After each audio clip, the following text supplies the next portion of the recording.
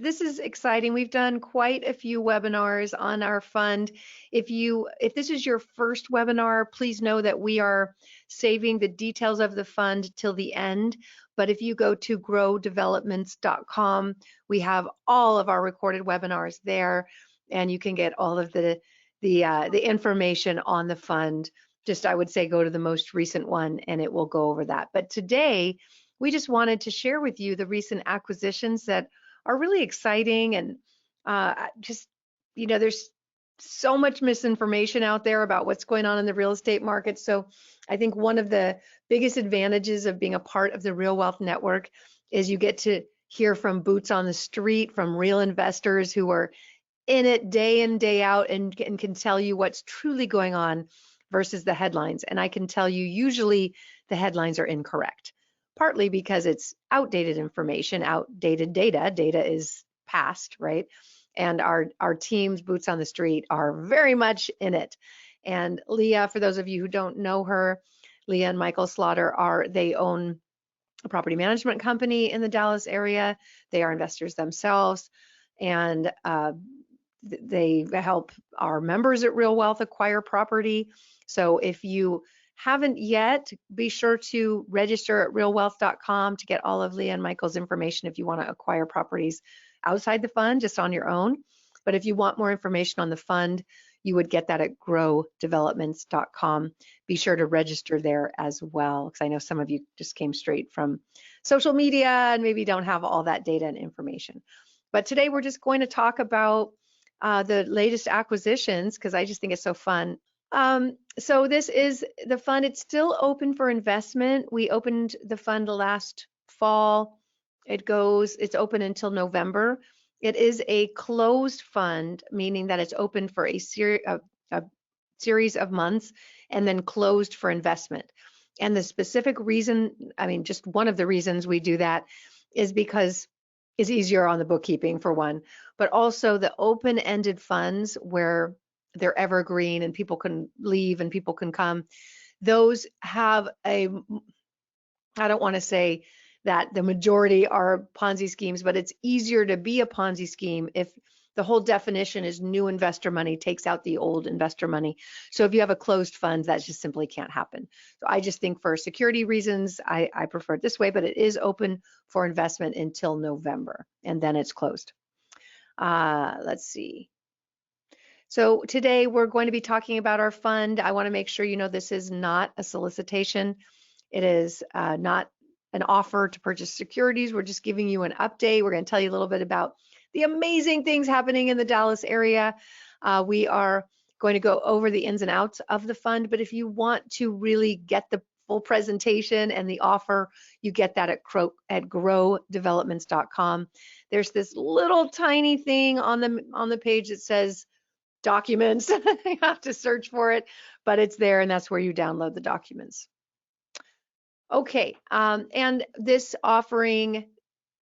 fund is open to accredited investors only. The way that it's filed is that it's a 506c, so we can talk about it publicly, but we can only accept accredited investors with third-party verification of that status. And that there's no test, although they're talking about it at the SEC of making a test, but right now there's no test. It's just simply based on your income or your assets. So you just need one of these, which is a net worth over $1 million, excluding your primary residence.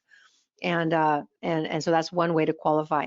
This other way to qualify is that you have an income over 200,000 or over 300,000 if you're married, and each of the prior 2 years, and you expect it to be the same next year. And the third is newer, from the SEC, investment professionals in good standing with either a Series 7, Series 65, or Series 82 can also be accredited and invest in this.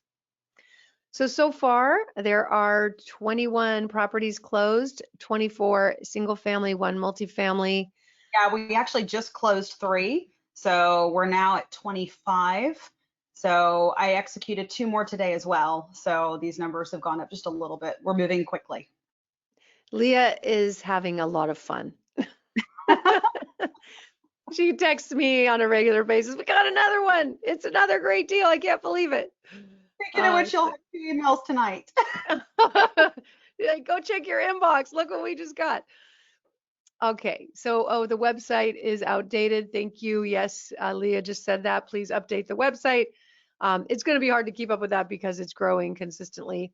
We normally just do quarterly updates, but we will make sure to update that website, especially during this time She when the just fund is. did the new forms with the new amount that I think is going up either this week or next week. So Yep, yep. So thank you for that comment. All right, so Leah, I'll hand this to you. Like, tell us where's Gainesville? Why are we excited about this property? yeah, so Gainesville is, you've heard me talk about Sherman Denison, if any of you have heard me speak before. And Gainesville is basically up the other highway. You've got two main highways that head north, and Sherman and Denison is at the north end of 75 Central Expressway. That's soon to be 45. That's why all that construction's been going on. And Gainesville is at the top of 35, right before you hit the Oklahoma border. Gainesville has a ton of distribution centers in that area. As a matter of fact, I would venture to say that the vast majority of your large distribution centers are up in this area, Denton all the way north. So we really love this area. This is also just south, just a couple minutes south of the largest casino in the world, which doesn't sound like much, but you can't gamble in Texas. And so a lot of Texans spend their weekends up there. They employ thousands of people. They're a massive employer. I think they're one of the largest, if not the largest employer in Oklahoma. But anyway, fantastic area right off the highway. It's only a half hour into Denton. If you're not familiar with Denton, that's one of our main city hubs, one of our northern suburbs, huge suburbs. That's where major colleges are, incredible employment center. A lot of suburbs developed around Denton. That's like Little Elm, Frisco, all of those areas. So Denton is huge and it's only a half hour away. And then there's tons of suburbs that are closer. This one we bought already completely renovated, just some small repairs to be made, and tenants already in place paying $1,300 a month, and we got it for $130,000. And so this one's renting at $1,300 right now. And so fantastic 1% rule and with tenant in place, so no downtime. So how did you get this one? This is one I worked with the seller directly on off market. Okay. And how do you find these people? I'm just curious. Like, do they find you? Do you find them? They find me. They find me. Our reputation precedes us. We buy a lot of property.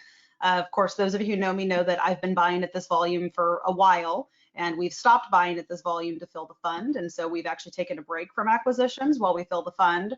But these are properties that I would have been buying on my own anyway. So these relationships and the ease of transaction, all of that plays a huge role, and knowing that we're going to close. And then right now, we've got this kind of brief window of opportunity because most people were using hard money to get into properties like this, and hard money is at 12 to 14% right now. And so it's just too difficult to get approved, and they've changed credit score requirements. And so it's been wonderful having half the buyers on the sideline, but that's ending, I think, very soon. Yeah. Okay. And this is the interior of this property? Interior. Wow. It Yeah, was looks great. 130,000. I couldn't believe it. Yeah. I mean, what would you say is the average price point there? Because that does seem really cheap. So most properties like that 160s to 170s for a two bedroom, and most of the two bedrooms are not well renovated. You know, one of the Mm. things that I think is difficult in some of these areas is it's been very attractive to investors. And so a lot of the people coming in and renovating, it's lipstick on a pig. If you haven't heard that terminology, I use it a lot. And it's because that's basically what they do. They make it look okay or pretty, but they don't fix the function. And so Mm. that can skew your comp sometimes. Sometimes the really nicely remodeled ones like ours will make record comps. And so it just depends on the property, time of year. But these two bedrooms, you're 160 plus. Okay, well, this is a 4 bedroom, 2 bath, 30 minutes to McKinney. That's amazing, and 20 minutes to Greenville. $90,000. How'd you get this one? $90,000. What's wrong with it? Yeah, it's this is an incredible property, and it's a great location because you can get up to Sherman or down to Greenville, or you can get back into McKinney. And so it's a little more out in the country, which I love, but there's three ways to get there. And so it's just an incredible buy. We got this one for 90,000, renovation around 55,000, and it'll rent at 1,500. So again, we're exceeding that 1% rule. So just fantastic values on these. And of course, that's not even taking into consideration the discussion of what these are actually worth. And so just incredible opportunities in these that we got. What do you think the after repair value is if you were to guess? Over 200,000. Wow. Yeah. And to make sure I'm saying it right, is it Greenville? And Greenville? Greenville. Mm-hmm. Green, I could say Greenville, not Greenville. Greenville. Yep, that's Okay, it. all right. All right, Denison.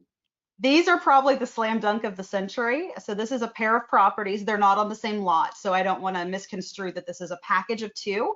It just so happened that the seller was selling both. So I got these for 65,000 each. Renovations about 54,000 each. 1250 rents. These are almost finished. I think we might be able to get a little bit more than that on rent. They are absolutely gorgeous, and these are in the heart of Grayson County. Less than 20 minutes to Texas Instruments and Globe Attack and Finisar, and only 40 minutes into McKinney. So y'all know I love Grayson County. I think it's going to be the slam dunk of the century, but these are fantastic properties in Denison, which is my favorite city to invest in. Great. Again, this was a wholesaler, or how'd you get this deal? Wholesale, and again, exceeding the 1% rule. Numbers that we haven't seen since 2012 to 2014. Right? I know. That's why I keep asking. Like, is this normal? Like, Yeah, let's say let's just go back to last year. Would you have seen something like this? I would have, but your average buyer would not. You would not see this on MLS. If these had gone up on MLS right now with what people are trying to get, they would have listed these 90 to 110,000. Okay. So like for example, one of the ones I got today was actually an MLS property. I sent them a low ball and they took it. I have no idea why. It's way under value I got it for, but they took it. And I think it's because people want ease right now. And so when they have a quick close cash offer from someone who has a strong reputation in the local market, they're willing to take less right now if they need to sell. Most people that are selling right now are not people that just want to sell. It's people that they need to sell. And so that's what we're running into. A lot of elderly, a lot of people who can't maintain their home, they can't pay their increased property taxes. And so we take, I hate to say advantage because that's not the right impression I want to give, but we are able to achieve better results because of that right now. And this is what they look like, some of them. Some of them look really nice and some of them don't. This one's actually not bad. It's just a lot Oh, of, it's just old. So the pictures are deceiving because there's stuff everywhere. But in reality, getting out stuff is easy. And here's the way to look at it. If it's older but looks clean versus if it's trashed and ugly, it costs me the same. If I'm doing a kitchen, if I'm doing bathrooms, I'm doing them either way. So many people look at pictures and they get turned off like, oh, that one's going to be so expensive. It's the same. It costs me no more. Just because it's older and looks clean doesn't mean it needs the work any less. mm, interesting. So these are what these looked like last week. So you can see all new texture, new drywall, all new painting, all new windows. They look fantastic. Oh, okay. Got it. Yeah. Big difference. Yeah. But Almost again, we there. would have had to do it no matter how clean it looked. Yeah. Got it. Okay. That's encouraging for those of us who are not fix and flippers or, don't do these deep renos. It's intimidating. I look at that. I'm like, how are you going to fix that? But wow. Okay. All right. This I one. love this one. Yeah, so this is in Greenville, just to the east of McKinney and all of that area. We bought it for 88.5. Renovation 38,500. Greenville's super expensive. Values have gone up crazy here, just like Sherman. So this one we actually got almost, I think it was $74 above projections on rent, and it was rented before renovation even finished. It's a great location right by L3, and you can get to most of your major metros that we look at within 40 minutes, even ones like Garland that are major inner cities. So again, just fantastic buy and exceeding that 1% rule. Fantastic. So this one, not as bad. Example, right? It doesn't look as bad, but we had to do the same level of work. So this is an example of one that people would look at and think it would be cheaper to do, but not in reality. Interesting. Okay. Oh, yeah, I see. That's beautiful. Wow. Yeah. So you So can how much see does a why I kitchen rented. like that cost? It really depends on what we have to do. So if we have to relocate stoves and water lines, or a lot of these didn't even have dishwashers to start with, it's very different. And so a kitchen like this can run anywhere from 6,000 to 12,000, depending on, but we do top quality finish out. We're doing stainless appliances, we're doing granite countertops, custom tile backsplashes, shaker cabinets. So we want it to look like if they had just built it. And that's what you're seeing here. We don't cheap out on materials because then during the life of ownership, we're going to be paying to replace them. So you'll notice all of these houses are 100% vinyl or laminate water resistant floors. We do 2-inch faux wood blinds, not vinyl blinds. Been doing this long enough to know what tenants will destroy and what they won't. Yeah. Yeah, that's why property managers are the most valuable people in the real estate industry, at least for buy and hold, for that very reason. I mean, wow. And just the creativity, that's incredible. What a difference. And for those of you who haven't heard me, I know we've got some new people on it. This is a massive crowd today. I own 40 million in real estate. So this is not my first rodeo. I singularly with my husband own 40 million in real estate. And so I'm not just a property manager. Obviously that's my background and it, I believe has led significantly to my success and having my knowledge and ability to determine this model that we use. But I'm a high volume investor myself. And so this is what I've been doing every day for a very long time. And Real Wealth has been working with Lee and Michael for over 10 Um, years now. We've yeah. known you. Yeah, I don't know how many people are in attendance today who don't already know you. Again, if you go to realwealth.com and join for free, you'll be able to log in and get all of Leah's information. Just click on the Dallas tab. And that's if you want to build your own portfolio. But if you want to be in the fund, you would go to growdevelopments.com and all her info. This is really, we just wanted to focus on properties today. If you'll go back to that last one, this is a good example of when we sweep in and can pick up a steal. So these people actually renovated this house. And when they did the foundation, they didn't correct the drainage and they didn't make sure that it was done without any water intrusion coming from broken pipes. And so they went to deal with this property after renovation and sell it. And all of a sudden they started having foundation issues again and started having water issues again. And the person who owned it, I don't think they had the money to go back and do it again and do it right. And so I swooped in, picked this thing up for a song and a dance. It was completely cosmetically renovated inside. All I had to do was come properly do the foundation and drainage with a good company, not one of these fly-by-night guys you find on Facebook. And it rented again at top dollar. We came in under budget, an absolutely gorgeous house that we're in for like 123 grand. We have a question. Someone said in doing research, we noticed that the school ratings and crime rates in Greenville and Denison were not the best. Do you expect them to improve? We don't really have crime issues in those cities. I mean, any city in a major metro like DFW, you're going to have some crime. I can tell you that 6 or 7 years ago, when I started working in Greenville and Denison, even then the crime was far worse because of the older homes. There were some drug houses and things like that, just like in Garland or Mesquite or any other suburb. Sherman, Denison, Greenville, they have completely transformed in the last 6 years, mostly due to people like myself that went in and bought those trap houses and these drug homes. And I would venture to say that they are far safer than any of the suburbs that you would recognize by name. We do not cage our ACs. We do not have vandalism. In my entire career working in those 3 cities, I can only think offhand of 2 times I've had any vandalism. And one time it was, we believe, someone who the builder did not pay. So these are very, very good areas. In terms of schools, I'm going to be honest with you. I private school my kids. So I live in arguably the richest and nicest and best district in Texas, and I don't put my kids in that public school, but that's my personal preference. All of our schools in Texas are very, very good.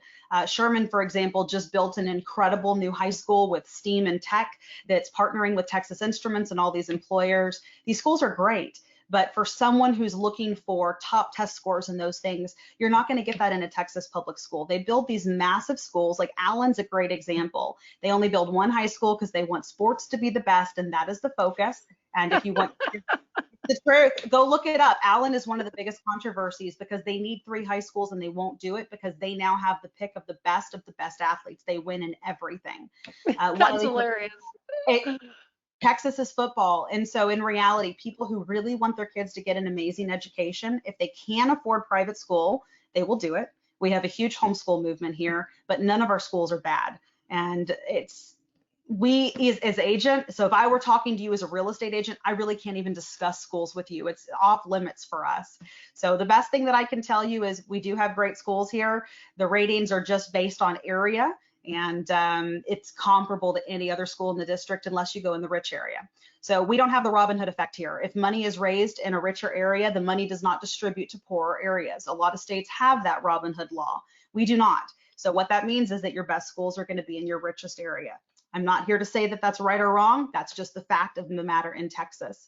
I will tell you, we're going to talk a little bit about some legislation changes that we think are about to come down the pipeline later, but there's also discussion that we may put into effect school choice, and that's going to completely transform the Texas school system. And if that happens, I have no idea what that's going to look like, but that is on our governor's mind. And He pretty much gets done whatever he wants. So I would not be surprised if we're having a very different conversation in a year or two.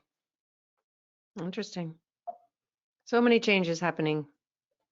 We'll wait till we get to the later stuff. Well, So this is again, beautiful. Yeah, it's this is for lovely. now. What Leah wanted to do was go put stainless steel appliances in here because my typical go-to is stainless steel appliances. But Leah, the investor, knows that these are perfectly good brand new black appliances, and so we left them. So that's the only difference you're going to see in this house as opposed to the other ones that we do. Yeah, save money and resources. Exactly. So this Okay, is another one in these are so Gainesville. cute. They're tiny, but we didn't go through it on this one. Why you often choose the 2 bed, 1 bath? Well, a lot of these are 3 bedrooms, Okay. but the 2 bedroom, 1 bath is where I have made the most money in my personal portfolio because we can get them very cheap because home flippers typically won't touch them. So what that means is that someone who's trying to make a large spread, they're going to go for a larger home. And so we have fantastic opportunity for cheap homes when we look at 2 bedrooms. It's also a great way to entice people who are currently in apartments, and that's a great tenant quality who's generally going to stay. And so we love dealing in these 2 bedroom homes. But a lot of these are 3 bedrooms and 4 bedroom homes. I'm just going through the questions as they come. One person asked if they could invest through their self-directed IRA, and the answer is yes, absolutely. Wait, no, yes, no, you can't 1031, but Yeah, you can 1031. invest in your IRA. Yeah, sorry. So yes, you're good. You cannot, yeah, you can't 1031 because there's no TIC option. You have to 1031 with the same title to whatever your exchange property is. And in this, you're investing in the fund. So you can't 1031, but the self-directed IRA, yes. Yeah. So this is another great one. Purchased just over 106,000, renovation under 20,000. Again, someone who did some renovation but didn't do it well and didn't do it right. So we came in and did. Again, under that 1% rule. It rented before rehab was completed. We were actually wrapping up as they were moving in. It happened so quickly, and we got $45 above the projections. And so just again, fantastic return here. Another comment, Craig. This is funny. He said, I listened to the podcast with Kathy and Danielle DiMartino Booth from the DFW Fed. She was down on the Dallas market. Oh, it was really wild. She said housing is going to crash and you better tell all your friends to get out, and especially Dallas. I know Dallas inside and out. I'm from there. And I just said, well, wait a minute, where are you getting that data? Because we have 70,000 members at Real Wealth. Haven't heard a peep about that. There's 2 million followers on Bigger Pockets. Haven't heard it there. So where are you getting the data? And she said, well, I have some friends driving around, and that doesn't count. So, I don't know what was happening there, but it said she was down on the market. I see you're not experiencing that. The question is, if the market does experience a drop, what's the strategy? Well, with only one house being built for every 5 people who have new jobs here, and with almost 285,000 jobs created last year, and the new data that came out this week that said that Dallas is going to be the single largest suburb and metro in the United States by the year 2100. And by 2035, we're going to hit, what did they say, 8.5 million just in the inner DFW Metroplex. I just don't think that's going to happen. We are the fourth largest metro in the United States, soon to be third. We're about to overtake Chicago, and our average home price is still under $400,000. How's that going to drop? Compare us to every other top market, but we have stronger job numbers, better cost of living. Just doesn't seem to be something that I'm concerned about. However, I was here through the last crash. And I'll spare you my background, but we were calling the last crash before it happened, and rents went up. And that's because, especially in our market, 50% of our people, some parts of our area is 40% is renters, 50% of our people are renters. You now have a huge chunk of the 50% who are homeowners who now cannot afford to be homeowners, and because of rates, they can't go buy a new home. So they're now turning into renters. And then you've got all these people moving here, and we're only providing one home for every 5 jobs. So housing shortage, I think, is going to be what's driving prices for most of the rest of my lifetime. This is a 20 or 30-year problem. I don't know how we're going to fix it in the next 2 decades. Yeah, I'm guessing she was talking about parts of Dallas where prices went up substantially. I can tell you at Real Wealth, our strategy has always been to stay in the median or under median price range, so that if the median means the middle, the average, so most people can afford that. And we like to stay right under that price point. So I imagine there are areas where prices went up very high. I don't see how this $130,000, we were buying properties in Dallas for this price 20 years ago, you guys, 20 years ago. So when your numbers are this good, there's not an issue. Like if this were a $400,000 house, that would be a different story with $2,000 a month rents. That's harder. People at that if someone loses their job, that's harder, but not at this price point. This is affordable that most people can make it work. But I'll give also you an keep in mind that example. we're all cash. We're raising cash for this fund and we own these. Like there's no risk from that perspective. We may decide to finance in the end. We're going to go over the fund details later. But in all cash there, I mean, where's the risk? You lower the rents and the return is lower than expected. But Yeah. um, And our inventory is yeah. still less than 3 months. We're still very much half of a healthy market. I just put one of mine up in Greenville that I'm selling because it's just gotten worth too much money. I had multiple offers. I put my own personal home up, multi-million dollar home, and I had multiple offers. So the Dallas market just kind of speaks for itself. But we're not buying inner cities, but that's not something new. We never bought inner cities. And so the suburbs are where everything is happening. Our layout is completely different. If you haven't watched my webinars on why that is in North Texas and only North Texas, I definitely encourage you to go to Real Wealth or go to our podcast, our YouTube, and go see some of those webinars that I've done going over why DFW is so unique. Yeah, this is really important. Some of you are on this today who have known me for a very long time and know sort of our relationship with Leah and how she actually bailed us out from another provider who was buying tapes. Listen, back in the foreclosure days, it was the wild, wild west, and definitely in Dallas, because already the wild, wild west. But it really like 10x during the downturn, during foreclosure crisis. And there were sections of Dallas proper that were just completely foreclosed, and you could buy the tape, meaning a whole bunch of hundreds, if not thousands of homes all in one purchase. So our provider at the time was doing that, and the homes were extremely cheap. But what we learned is that cheap does not mean good or a good deal.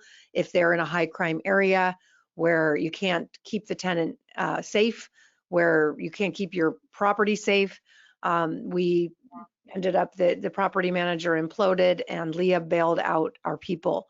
But she hated it because she doesn't like those neighborhoods Yeah. and I stays had very far employees from, having yeah, guts pulled on them, y'all.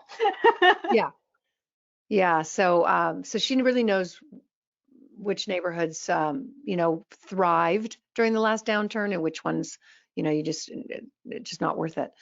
All right, this is a really good question. Extreme weather seems to be an issue everywhere, right? Heat, cold, tornadoes. Can you get insurance that covers weather issues in these areas? Really, the only issues we have in North Texas are thunderstorms, hail.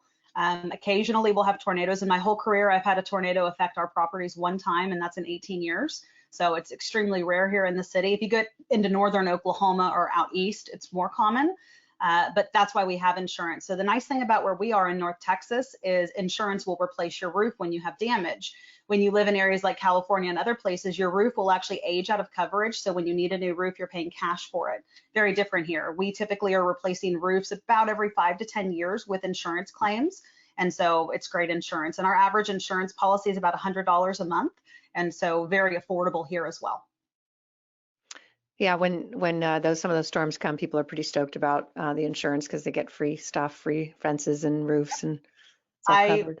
will wait. We'll wait until we're going to sell our house or until it's had enough damage. So like my personal home, I waited until right before I sold, filed a claim. They paid out the claim. I replaced my roof. They paid me way more than the actual cost was, which is pretty common. And so we got a brand new roof, and that was it. Yeah, and that's mainly from ice storms, right? That or It's from hail. Hail. hailstorms. Do LPs, that's limited partners within the fund, that's the investors, just I'm being clear for those who don't know, do they get depreciation? This is held in an LLC. The investors are partners and it's a pass through. So yes, those tax benefits pass through to the investors. Be sure to read the documents, bring it to your CPA so that they can see how it affects. It's kind of where your money comes from that matters. If it's in a self-directed IRA, it may be different than wherever you're getting your cash from. So make sure that you run that by your CPA. Show them the documents. Floods. Are there floods in the area? No. I've only ever had one home in a flood zone in my whole career, but none of these are obviously in flood zones. Okay. Flooding's not really an issue in Dallas. That's a Houston and coastal thing. Okay. Surprising to see houses in Texas for these prices. Looks like Yeah. Ohio, right? Well, so here's the thing is Leah's not selling these to us personally. These are fund properties and these are properties she buys in her own personal portfolio because they are high risk in the sense that you're buying a property. Well, why don't you talk about that acquisition process? Because if it obviously I would trust you and I would hope that maybe you would let me buy something like this with you. But this is not how we recommend our Real Wealth members buy properties out of state, which is why we're doing it in a fund. So it's completely managed for you. So you get to be basically doing a BRRRR property, which is, we're once, if we refi, we're getting all our money back because the value, we've increased the value so much on these. Why don't you sell these kinds of properties to individuals and so forth? Yeah. Let me tackle this two different ways. Number one, most of the time what happens is someone buys a home like this, they fix it up, and then they sell it back to someone like you, and they pocket the difference. They might leave a few thousand meat on the bone for you, but generally all of that profit is going into their pocket. What I approached Kathy with and what my agreement was for this fund is that I would oversee these and I would not buy them and resell them to the fund, but I would let the fund keep all of that equity capture, all of that forced appreciation. And the reason why I can do it for the fund is because it's easy, right? It's a pooled deal. It's the same model that I already do. I have only a few people I have to talk to about it. It's very simple, and I can continue to operate at my 20 to 30 at a time that we're used to operating at. We represent something like 1,400 investors at my primary firm, OmniKey. There's no physical way, there's enough vendors in this city to be able to run that type of operation. Moreover, most investors aren't comfortable with the type of financing that that would take. When you're at my level, you have access to a different type of loan option than what a traditional everyday mom and pop investor does. In addition to that, there's risk, right? Things can cost more, they can cost less. You can have delays, you can have all sorts of things come up. Now, I know how to budget, and so I can calculate with what I expect overages to be and be really within a couple $1,000s on pretty much any house I walk into. I know what it's going to cost me. For you, you wouldn't have the ability to do that. It's just too high risk. There's too many moving parts. You'd have to refinance on the back end, and it's extremely volatile if you don't know what you're doing. I walk into these houses, I make a cash offer, I close in a few days, and that's it. And I know I'm redoing everything, and I know that I have my people I can count on. But more importantly, if I have an issue with a vendor, I have 18 guys who work for me who can step in and go finish it. Not to mention a whole stack of vendors that work only for me that I could put on that job. And so the risk for me is very different than what the risk would be for someone like you. And the other thing is, think about it. If you just bought two properties today and, your acquisition process and there's 2 days to make a decision, an investor they just can't do that. They need time to make decisions as they should. An investor should do their due diligence. You've already done it. So this saves Leah an enormous amount of phone calls that would have to take place with individuals explaining explaining everything. This way she can just focus. We handle the investor questions. She goes, gets us the deals. So the answer to your question here, that was a long answer, is yes, these are low Texas prices, but believe me, they're rare. They're rare. This is not normal. These are not things you're going to go find on the MLS if you go call a local agent and be able to buy. That's not what these are. How robust is the rental market in the Sherman-Denison area currently, knowing that the chip plants are still under construction and unlikely to be complete for quite a number of years? Well, so Sherman is already a major employment hub. Sherman has a ton of jobs relative to the number of people. Texas Instruments is already operational in Sherman, and they have been for a very long time.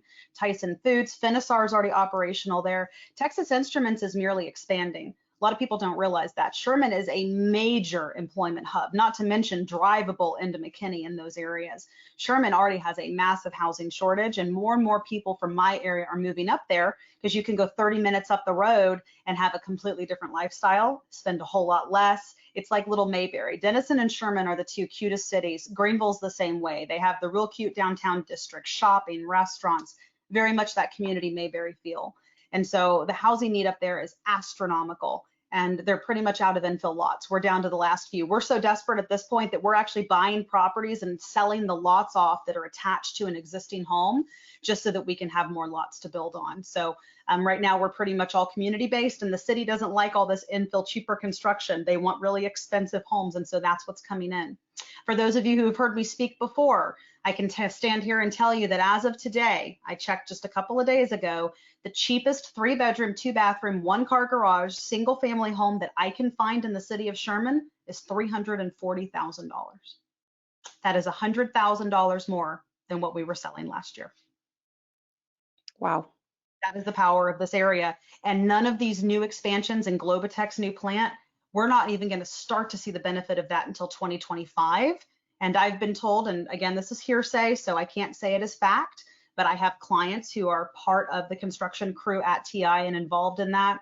And we're being told this is just the beginning of what they are planning. Woo! We should be charging for this information. No, we have to keep it very small and tight knit. Please don't tell your friends. Well, you can tell them, you just have to make sure you send them back to us. Right. Okay. Do the houses have HVAC? Yes, everything has central air. That is part of what we do in our rehab. Almost none of them do when we acquire. Okay. Let's go to the next slide. Beautiful. Are you basically using the same materials in every home, or does it change? Yep, basically same materials in every home. This is one that was already partially done, as I mentioned. And so most of what we did here was actual system stuff that the person who flipped it didn't do, like replace the roof. Yep. Very cute. It's so She's cute. not kidding about how cute these towns are. I thought it was adorable. I told the last live event that when we went to, when we were driving around, I took some pictures and put my purse down on the park bench on the main street in Denison. What was it? Denison? No. Yeah, it was a Denison. Denison. And we drove off. 20 minutes later, I realized I didn't have my purse, and we were on the way to the airport, so I didn't have my driver's license. I can't believe it. I never do this. So anyway, she calls the coffee shop where the bench was and said, "Hey, can you run out and see if there's a purse on the bench?" It was there 20 minutes later. And we, she had one of her crew go pick it up and bring it to me. But that's when someone said it's high crime, like, where in California could you leave your purse on a bench on a main street for 20 minutes and not have it stolen? No, it's incredible. It's a beautiful area. If I didn't need to live down in the city, it's where I would live. It's adorable. Yeah. Okay. So this one. So this one's fantastic. I have a colleague who is actually one of our builders, and he had a massive rental portfolio that were all remodeled, and he wanted to liquidate them. And he took a song and a dance, and so I bought the portfolio for the fund. And I don't think he had any clue what Sherman was going to be doing over the 6 months since we did that. And he needed the capital to go do bigger building projects, which we're doing those projects now on the OmniKey side. So he just needed out.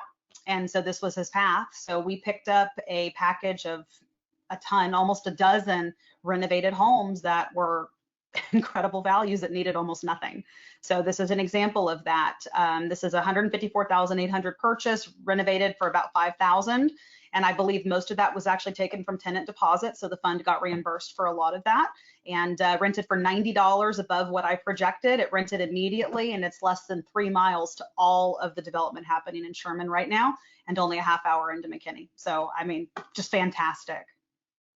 Incredible. And you can see these little areas have big trees. They're really cute streets, older streets. A lot of the new developments in Texas are houses just right up next to each other with no trees. And so these all have personality. Again, beautiful. Yes, they do. Yeah, this is I loved this house. And the tenant that was in there was great, but we needed to raise the rent. And so it gave us a perfect opportunity to come in, make light repairs. Like, one of the things I did was I painted the fireplace, simple things, but just an incredible opportunity here. And you can actually see, so this one rented so quick too. We didn't even have time to have the floors cleaned before I came in to snap pictures, because tenant moved in right as they were finishing. Okay.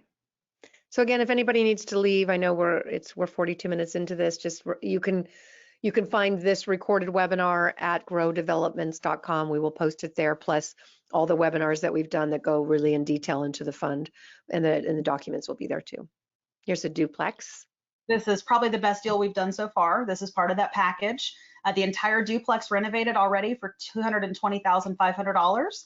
About $1,500 in little cosmetic things we had to go in and do. Rent at $2,350. Again, far, far superior to the 1% rule.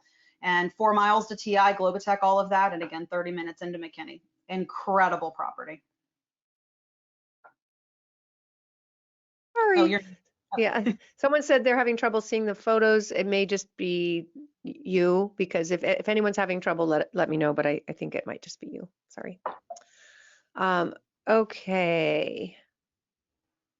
They're starting to look all the same. Sorry.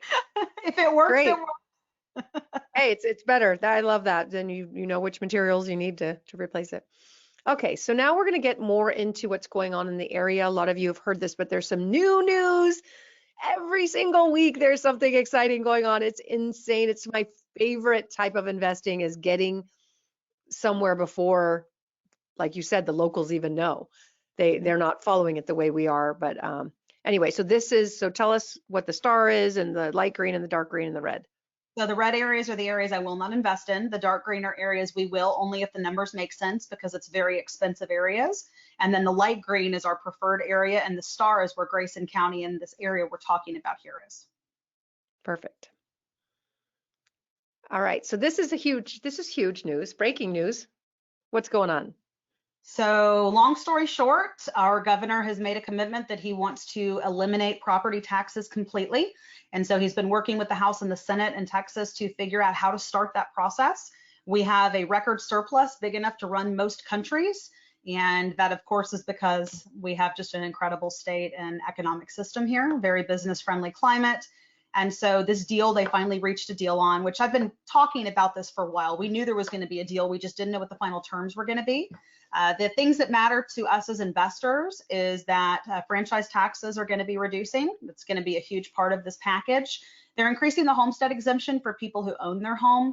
But the big thing is this 20% that they're talking about to change what property taxes investors in non-homesteaded properties pay.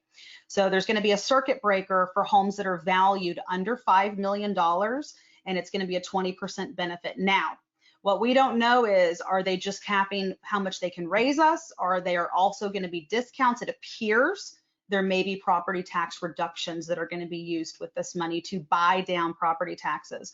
So where we started with was rate compression, meaning where they're going to use the surplus to buy down the school tax rates. So that's why I believe, and everyone pretty much is seeing, that they're going to be giving tax benefits and breaks to homeowners and investors alike. But it looks like they're also going to be capping how much they can increase us and all sorts of other benefits. So they reached a deal. They're penning the actual bill right now. And so I'll report back to you once we have a copy of the bill and we can see the specifics of what they're actually going to be doing. But we do know there will be benefits to investors, and it's going to completely revolutionize property taxes. Now, what you may think is, well, where is Texas getting this money? This is less than a third of the surplus for this entire statewide thing they're doing. And it's less than like 1.5% of the GDP of Texas. So it's, we can afford it. Yeah, I mean, you have just so much money, right? There's so much surplus that it's crazy. So like even the little city that we live in, even my city did property tax rate decreases. Grayson County did a 10% tax rate decrease, which basically wiped all but like $16 of the average tax bills increase in that area. So the counties have so much money, they were doing what they could do on their own in the cities before the state could even get their act together. Wow. And then, of course, this is the big one. So if you've already watched our webinars, you're going to hear some repeat, but it's always fun to hear it again, everything that's going on. But Texas chip manufacturing, basically chip manufacturing is reshoring. There's a big push from the government to bring it back to the US. Texas is one of the places that has been chosen, along with Arizona, and I think, I'm not sure where the other ones are, but tell us what's going on here. Yeah, so basically they did the CHIPS Act, which incentivizes businesses and all of these different employers and states to bring the chip manufacturing here into their area. So this area, Grayson County, is now called Silicon Alley. A Silicon Prairie they tried to get to take off, but basically it's the new Silicon Valley. And so first plants of its kind in 20 years in the United States, and it's just going to be more and more coming. The companies they work with, all of that. The things that you need to know is this is a multi-billion-dollar investment, and then the Texas Enterprise Fund above and beyond that invested. If you haven't heard me talk about that, please go Google it. It's incredible. You'll see almost half the money goes to North Texas from the Texas Enterprise Fund. But now Texas is doing their own CHIPS Act because they're not just happy with the federal money that's coming. They want to put their own money in there to bring even more of these companies here and incentivize more. And that's why you're seeing so much of it come to Texas. But really, at the end of the day, it's about resources. And what Grayson County has is massive underwater aquifers and lakes, plenty of water for chip manufacturing, and that is the largest resource that they need. That's why you're not going to see these plants going to Arizona or California or these other states, because they physically don't have the natural resources, which we have in abundance. So very, very different. But so now we've got the national plan, we've got the state plan, and we've got the Texas Enterprise Fund, and we're just getting started. That is so interesting because I thought that there were some going to Arizona, but there is no water. We've already come out with articles that there's not They're enough going to be water. very limited in what they can do because of the Yeah. natural resource need. The water is what I've been told was the largest push as to why they came to Grayson County. And of course, TI was already here, and their operation here is very cheap to run because of the cost of land. And so a lot of reasons why they came here, but water is kind of the bare basics. And you just started this webinar saying that it's been raining nonstop, which never happens here in the summer. Yeah, no, we were so flooded out like at my home that I'm building that we literally couldn't get there. I bought something called Muddy Buddies. Coolest thing ever. You put them on your shoes, you zip them up, and you can just walk because they're rubber. My Muddy Buddies are trash today. It has been raining non-stop. But that's the thing, right? Texas, we might have a period where it's a little dry, but we don't have historical dryness. That's important. That's a resource that should not be underestimated. No, So, no. so the CHIPS Act was passed in late 2022. It allocates $280 billion to establish increased U.S. semiconductor manufacturing, STEM workforce, job creation, research development. Allocates $52 billion in subsidies and tax credits and $24 billion.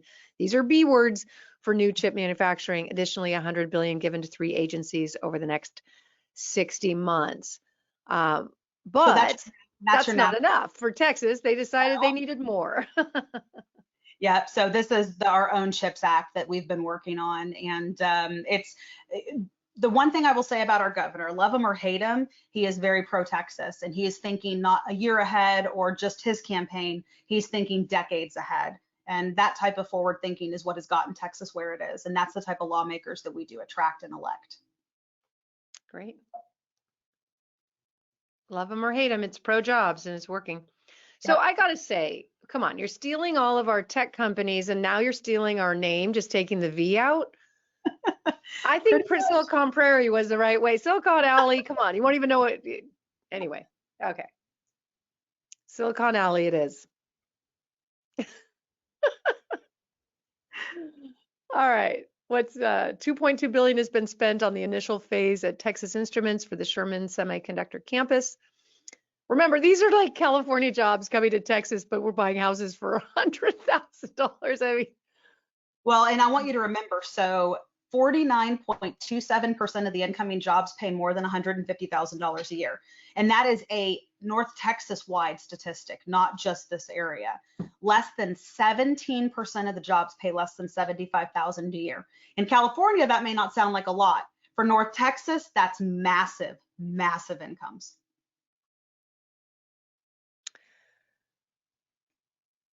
just more articles, say more of the same. Yeah. Basically, you have to think the Sherman area is adding about 10,000 jobs minimum from all of this, and they're a city of 45,000. Wow. It's just, like I said, incredible numbers. And Globotech, another Yeah, 1,500. and 5 billion. That's another enterprise fund. And then Finisar just submitted for their new expansion. So they did, it's like IIVI, and now they just changed names again. They just like to change their name. but that's third time in like 5 years. But the bottom line is they do all of the radar and Face ID technology for Apple and other manufacturers. And so they had an initial investment from Apple that was in 17, another huge investment in 18. So that's when I started paying attention, was in 2017. And now they just submitted for a massive expansion on their campus. Again, more billions in investment. And so we haven't even begun to see what that's going to look like. They submitted in December, and again, I'll report back as soon as we know what we're talking about. But huge expansion for Globotech. This is all new, but then also Finisar, who's already there, expanding. Okay. Why is it not going? Oops, wrong place. Okay. There it is. Yeah. So last time I drove by, I think we counted 27 cranes. This is a massive, massive undertaking. If you've been here, you've seen it. You're just driving and watching. It's incredible. I'm going to Yeah. move So a little bit faster here because we're getting to the hour, but school this is board what gave 80 million. Yeah, you want to explain that? Yeah, so 390 million in 2017 went to 410 million in 21 after initial increase buy in 18. So that's 3 buys from Apple, and it's a new $3 billion, 700 to 4,000 person expansion on its 76 acres. So potentially we're talking 4,000 more jobs here. So again, this one will start building by 2025, operational by 28. So right as we're talking about winding down this fund is right going to be at the prime of where everything goes live, and we start to see those benefits in Sherman. And what do you do when I mean, a lot of times, I don't know that Texas does this, but to get the permits to build, you have to hire a certain amount of locals. And how do you do that when they don't know anything about chips or semiconductors? You build schools. Yep. So that's what this is. Yeah, and like I said, Sherman, their high school, their brand new high school, go Google it. It's absolutely gorgeous. That's going to be their partnership. UT Dallas, all of the schools are on this train right now, and it's incredible to see. The same thing happened when we were building homes in Reno, and Tesla had bought all the land, and there's all the tech companies there, so they just funded the local universities to make sure that some locals could get those jobs.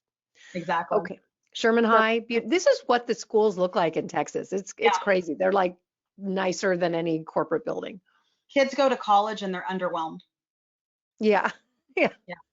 So this is the Sherman High with STEM career and preparing these students to work and take these jobs. Yeah. But of course, there's going to be a lot of people coming from California and other tech cities as well. Yeah. And this is super cool. This is not far, right? This is part of Denison. If you're looking for a place to retire, you should look at this place. This is cool. It's a resort, 7,000 homes on a private marina, town center for events. Sounds amazing. 3,100 acres. They've been working on this for like almost 20 years. Wow. Just incredible. And so it's literally going to double the city's population, which means what? Businesses are going to be doing well, highways are going to be doing well, everything's going to continue to boom. So we're not just piggybacking on values going up by appreciation. That obviously I want that and I expect that, but this is about natural price increase because of desirability and sheer size of a city. So instead of being this small northern suburb, we're talking about creating a mega city center. For many years of the last 6 years, Sherman Denison, this was the fastest growing MSA in the United States. They had like 10% population growth in such a short period of time. They're just getting started. And these more expensive, luxurious type communities and properties, this is what Denison wants, and this is why they're trying to stop all the cheap infill. This is why you're seeing property values going up, and it's because they know what's coming. You can't have all these $200,000-$300,000 a year jobs and not build the infrastructure for them to live and shop. It's going to completely transform this area, and that's what we're banking on. And this is lakefront, right? This is lakefront. This is not the same lake. This is a different lake. Yeah. Like I said, we have an overabundance of water. Something like 2/3 of our state has water underneath us. So like on my land, my 35 acres, we just drilled to 1,400 feet and I have unlimited water from my well, and it's perfectly crystal clear drinking water. We have an abundance of resources here. They won't let us drill here a well because like there's just not enough.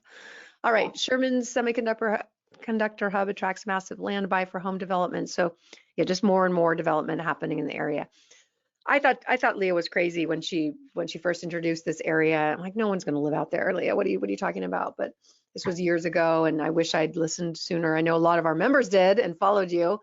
And I go back to some of the areas that I thought were way too far from the urban core already, which are even just halfway to here. And those they were cornfields when, we were looking at it. And that's when I thought you were going a little nutty. And then now they're not. Now they're fully developed. And that's probably what's next here. With 500,000 starting price tags. Yeah, right. Yeah. So you can see the trend upward and how much property values have gone up. And this is before everything that we're experiencing now. So again, I believe we're just getting started. And my money's where my mouth is. Over 70% of my portfolio is in Grayson County. Lots of diverse jobs, so we don't ever want to be in one area that is dependent just on, say, chip manufacturing or tech. Lots of diversification in jobs. Mm-hmm. This is the incredible thing about the suburbs here. They're all so diverse. Yeah. Grayson County, again, here it is, median list price 339,000. So yeah, you're not going to find the kind of deals on the MLS that we're getting. That's why it may seem somewhat unbelievable, but there's something wrong with these houses, right? Otherwise, the seller would just put it on the market. But usually, maybe a first-time buyer. Not always, yeah. People are afraid. Like a lot, especially when we deal with the elderly, they don't want showings. Even my own mother, when I was going to sell her house, she didn't want people walking through her home. And if their number one goal is not how much money they're going to net, they will go to wholesalers. It's just kind of rule of thumb. So inventory low. I mean, again, our other webinars talk about the just massive shortage of housing in Dallas in general. So be sure to listen to those. I mean, I'm sure you've got some stats now you can share. How short are they in housing? Yeah, so we were 85,000 short going into this kind of new pause. And at this point, I can't even imagine. No one's done the statistics on what that number is. But what I do know is we're only building one home for every 5 jobs, and build permits are significantly down. And in fact, they've continued to drop. So they were already too low. I think we had 16,000 starts. And again, we added 285,000 jobs last year, and we grew, I mean, just 100 and something thousand people. So there's no way to cure this right now. And this problem's been actually going on since the 80s, but it really got worse in the last crash because people stopped building. And the problem is they're also not looking at the propensity of building in the inner cities versus the suburbs where everybody's actually going. Because what happened is everyone's building apartments, but they want to build in the expensive areas where they could charge more. So you go up to Sherman Denison, there's one apartment complex that's been built this century. And that's because it's cheaper for them to build in the city and sell for top dollar because it's easier to get people, it's easier to get workers, and they can charge twice as much. People are paying stupid money for apartments. So there's a massive housing shortage, even more extreme in these areas that we're talking about. Yeah. So again, the business plan, we'll just go over this quickly. They're limited to 1 to 4 unit properties. We're not doing multifamily on this. Renovating to high-end finishes to attract these high net worth workers and high paid workers, leads to highly paid professionals in rapidly growing markets throughout North Texas. Our target return annually is 8%. That will be in total. So if the cash on cash return is lower, which it will be, this is the combined return that you would get after the 3 to 7-year hold. And that's unlevered. So my plan is to go to my banks and my relationships and go get financing as soon as rates come down. Right now, my bank is at like 6.8. And so when they get back down into the 5s or even maybe closer down to 6, that will be the point where we go cash out, refinance, and go buy more. So that is a very conservative return, assuming that we cannot do that, assuming that rates do not come down and we are only going to own what we already own. I think the odds of that are very low. Yeah, I want to be clear that 8% target, we couldn't have been more conservative because I'd rather, under promise, over deliver. We could definitely have raised this like many other syndicators have done. This is what we know we can do. This is what we are doing. We have the results now already. In fact, the amount of equity that has been captured in the acquisition process is what Leah thought we would, or what conservatively we thought, and underwrote the fund for a 5-year hold. We're getting at acquisition. So we're going to way outperform this. But again, I would rather just be straightforward. This is what we know we can do. We think it's going to be a lot better. Mhm. We know it's going to be a lot better. Yeah. Okay. Typical thing, 5% cash on cash or more, 2+ bedrooms, 750 square feet minimum, 1,200 average monthly rent, values from 150 to 280. It's our buy box. Yeah, we're raising cash, buying properties with cash, stabilizing after 12 to 18 months. Then we may decide that we want to refinance and buy more. We just want to wait a little bit till those rates come down, and we think they will. Yeah, the one thing I want to point out here is the equity capture is one of the most important pieces of any investment portfolio when you're doing this type of model. And so for me, we're going to find an opportunity as quickly as we can to finance once rates make sense, because that's how we go buy more and have even more equity capture and blow those returns out of the water. So that is very, very important to us. We just need to make sure the rates make sense so it still cash flows well in the meantime. So the minimum investment is $50,000, maximum is 20 million, minimum raise 2 million, which we did last fall. Deadline 120 days from published date, so basically November, and accredited investors only can participate. I'm sorry about that. It's an SEC thing. We would love to have everybody participate, but got to follow the rules.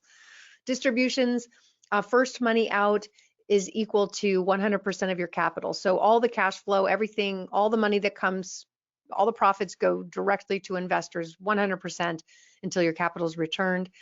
Then the second level of distribution is split 75% of company profits to the members pro rata, and then 25% to us as managers. So just 75-25 split. The manager expects to provide, well, will provide quarterly distributions starting 2 calendar quarters after funds are deployed by purchasing those properties.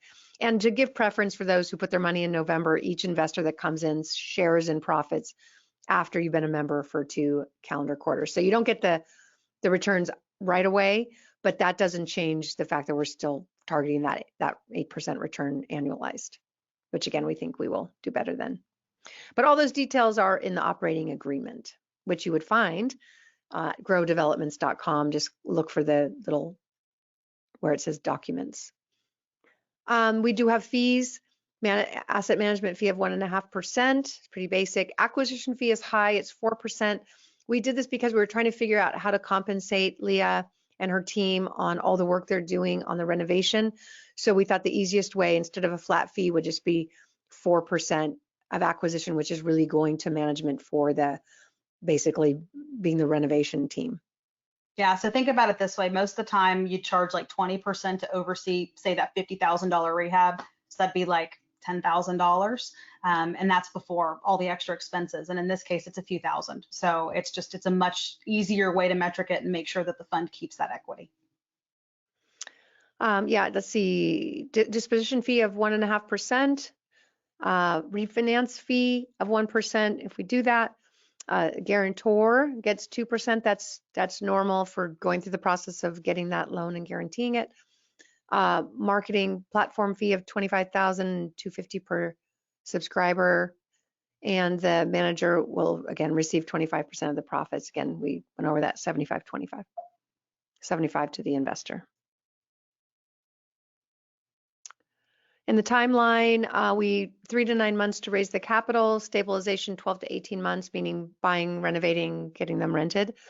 Hold 3 to 7 years. That's a really big time frame difference. We're really going to leave it up to Leah and her team to understand the market and when is going to be the time to sell. We think it will be on the longer end than the shorter because of all the things that are happening. I mean, at least 5 years, right? Yeah, I mean, there could be 1 or 2 properties in other cities we might decide to sell a little sooner. The way that it's written is anything I sell after year 3, that proceed goes back to the investors and managers. But if we sell something before year 3, which I don't anticipate, but if we ever did, then that would be something that would be reinvested. Like, for example, one of the properties we bought comes with a lot, and it's a great deal as it is, but I think I'm probably going to split the lot and sell the lot off because I have an offer at $22,000 for this lot that's pretty tiny, and that's just more capital back to go use to buy more. So that could be an example of a sale before year 3 that would then be reinvested to go buy more property. Yeah, there's one thing, that an article that didn't make it into this one is an airport in the area, most likely to be expanded, and that will just be a game changer. So it's my opinion that we hold these properties uh, until all the construction's complete. Not all, but a lot of. Yeah, There's so much going on. Why sell soon? agree. And they cash flow well in the meantime, and so just fantastic opportunities there. Yep. Okay. Let's see. There's always risk, so we'll just go over them very quickly. It's a blind fund, not really that blind anymore. In the beginning it was. We didn't know. We didn't have any properties yet when we started, but we do now. So it's not very blind now. But basically that means that when you go into a fund, you don't have the assets yet. So with that, you don't know if you're going to be able to find those assets. So these were all risks prior. We're really not experiencing it. Um, Geographic diversity. I feel like it's still really pretty diversified because it's different cities. But sure, a meteor could come and just wipe out that whole area. Who knows? But you could call that, I guess, a risk that it's in Texas and not in other states. You personally would probably see that as not a risk. I would say that's a benefit right now. It's a benefit, yeah. It's illiquid, meaning that if you have an emergency or some kind of thing going on that you need the money, it's already been spent, it's been invested, and it's illiquid. So you get your money back when everybody else gets their money back. So it's important to understand that. But I also think that's good. Like I said, those evergreen funds where you can get your money out, it just comes with more risk. You just have to make sure that the operator has the highest of integrity in those kinds of funds where you can get your money back. And I will throw Changes, out there, Michael and I are invested in the fund as well. yeah. And so we're right in here with you guys. Yeah, and I will be too before it closes in November. I just have to sell some properties and we'll be investing too. Reliance on key personnel, that means that if anything happened to either of us, who would run it? And we've got Michael, we've got your team, so we see it as less of a risk, but our attorney told us to put this in here. All right.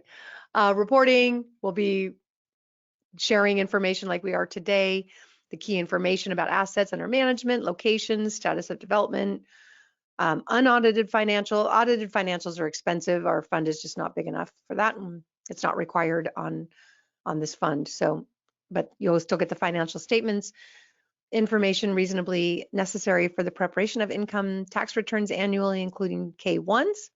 Somebody asked again if they could invest in an IRA. You can, if it's self-directed IRA. And one thing I will add, all the financials for the fund level is being done by CPA as well. Yes. And Triplet and Kathy McBride work for Real Wealth, they work for Grow Developments, and they will be able to walk you through the documents. The private placement memorandum, if you haven't filled one out, is a lot.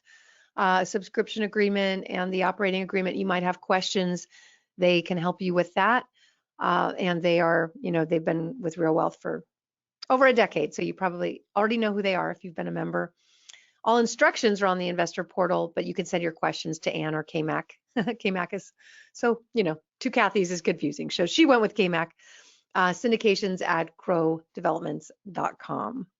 You can just do what I did and make your husband fill it all out. Yeah, that is always better. He's applying for a loan right now. Rich is going to call me, be like, Leah, why'd you say that? Yeah. Oh, he knows. All right. Thank you so much. I know you've already asked questions and the hour is up. Thank you. Thank you all for joining. If you have questions, we're here. We'll do more webinars, keep you informed as we get towards November, because we don't want anybody to miss out on this. It's really exciting. Leah, thank you again for all you do and for including us in your investment strategy. It's really fun. My pleasure. I appreciate the confidence in me, and I will send you emails with those 2 that I bought today. Wonderful. All right. Take care, everyone. Have a great evening. Bye. Bye-bye.